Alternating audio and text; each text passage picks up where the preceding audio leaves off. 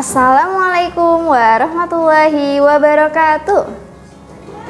Selamat sore soli-solihah. Bagaimana kabarnya hari ini? Semoga soli-solihah semuanya senantiasa dalam keadaan sehat. Bagaimana dengan puasanya? Masih semangat? Insya Allah puasanya semangat ya soli-solihah.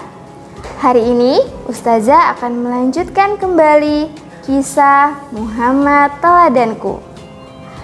Kaum muslimin awal dan jamuan makan untuk kerabat. Soli-solihah karena mengetahui betapa kerasnya kebencian orang-orang Quraisy, kaum muslimin yang mula-mula melaksanakan ibadah mereka secara sembunyi-sembunyi. Jika hendak sholat, mereka pergi ke celah-celah gunung di Mekah. Keadaan ini berlangsung selama 3 tahun berturut-turut. Sementara itu, sedikit demi sedikit Islam semakin meluas. Firman Allah yang turun satu demi satu semakin memperkuat keyakinan kaum muslimin. Soli-solihah, ada satu hal yang membuat dakwah Islam berkembang, yaitu keteladanan Rasulullah SAW yang beliau contohkan dengan sangat baik. Bayangkan saja, beliau adalah orang yang penuh bakti dan penuh kasih sayang. Beliau juga sangat rendah hati sekaligus gagah berani.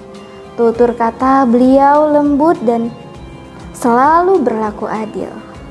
Hak setiap orang pasti ditunaikan sebagaimana mestinya. Perlakuan Rasulullah SAW terhadap orang-orang lemah, yatim piatu, orang sengsara, dan miskin adalah perlakuan yang penuh kasih, lemah lembut, dan mesra. Pada malam hari, beliau tidak cepat tertidur. Beliau bertahajud dan membaca wahyu yang disampaikan Allah kepadanya. Beliau selalu merenung tentang nasib umatnya. Beliau juga merenungkan betapa luar biasanya penciptaan langit, bumi, dan segala isinya. Seluruh permohonannya dihadapkan kepada Allah. Hal-hal seperti itu membuat orang yang sudah beriman semakin bertambah cintanya kepada Islam dan semakin kokoh imannya. Mereka sudah berketetapan hati meninggalkan sesembahan nenek moyang mereka dan tidak takut dengan siksaan orang-orang kafir yang membenci. Nah, soli-solihah, kalau orang lain telah Rasulullah dakwahi, apakah beliau telah mendakwahi keluarganya sendiri? Apakah beliau juga berdakwah kepada paman-paman beliau yang sebagiannya merupakan para pembesar Quraisy yang disegani? Apa yang mereka lakukan ketika mereka tahu bahwa Rasulullah SAW mengajak meninggalkan sesembahan berhala yang telah begitu lama diwariskan oleh nenek moyang mereka? Simak kisah berikutnya. Jamuan makan buat kerabat. Soli-solihah, tidak ada yang lebih dicintai Rasulullah SAW daripada kaum kerabatnya sendiri. Setelah 3 tahun, turunlah firman Allah yang memerintahkan agar beliau berdakwah kepada kerabatnya. Quran Surat Asy-Syu'ara Surat ke-26 ayat 214 sampai 217 yang artinya, dan berilah peringatan kepada kerabat-kerabatmu yang terdekat, dan rendahkanlah dirimu kepada mereka yang mengikutimu, yaitu orang-orang yang beriman. Kalaupun mereka tidak mau mengikutimu, katakanlah, aku lepas tangan dari segala perbuatan kamu, dan bertakwalah kepada Allah yang Maha Perkasa lagi Maha Penyayang. Nah, soli-solihah, lalu Rasulullah SAW mengundang makan keluarga besar beliau. Mereka pun datang. Muhammad, beri aku arak, seru seorang paman beliau yang bernama Zubair. Namun Rasulullah Shallallahu Alaihi Wasallam hanya menyuguhkan susu. Setelah mereka makan, Rasulullah Shallallahu Alaihi Wasallam berdiri dan berkata, "Saya tidak melihat ada seorang manusia di kalangan Arab yang dapat membawa sesuatu ke tengah-tengah masyarakat lebih baik dari yang saya bawakan kepada kamu sekalian ini. Kubawakan kepada kamu dan akhirat yang terbaik. Allah telah menyuruhku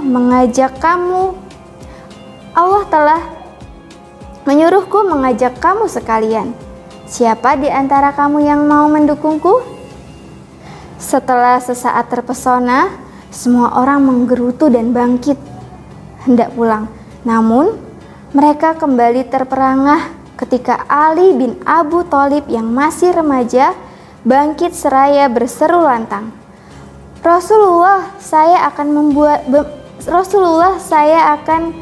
Ustazah ulang ya, bisa nggak Ustazah? Setelah sesaat terpesona, semua orang menggerutu dan bangkit hendak pulang.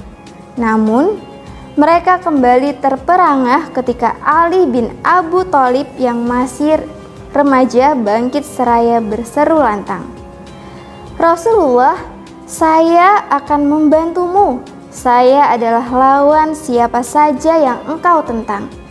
Rasulullah Shallallahu Alaihi Wasallam menepuk bahu Ali sambil berkata kepada yang lain, "Inilah saudara saya, pembantu dan pengganti saya. Ikuti dan patuhilah dia." Mendadak tawa hadirin meledak. Seseorang berkata kepada Abu Thalib, "Ia memerintahkan engkau supaya mendengar dan mematuhi perintah anakmu sendiri." Kemudian semua orang bubar begitu saja.